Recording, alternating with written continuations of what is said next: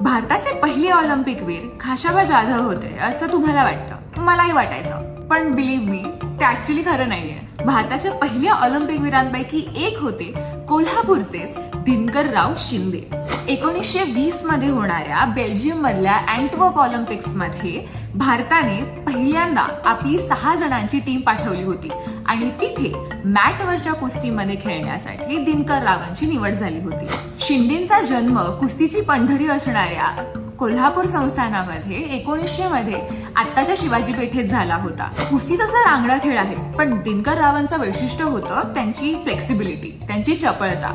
आणि त्यांचेच हे गुण पाहून खुद्द राजश्री शाहू महाराजांनी त्यांना ट्रेनिंगसाठी डेक्कन जिमखान्यामध्ये पाठवलं आणि तिथेच त्यांचे गुण पाहून त्यांना ऑलिम्पिक्समध्ये जाण्यासाठी निवडलं गेलं. दिनकरराव भल्या भल्या पैलवानांना हरवून ब्रॉन्झ मेडलच्या मॅच पर्यंत पोहोचले. तिथे त्यांना इंग्लंडच्या फिलिप बलार्डला हरवता आलं नाही आणि 4थ्या स्थानावर समाधान मानावं लागलं. नाहीतर त्याच वेळेस भारताला आपलं पहिलं मेडल मिळालं असतं.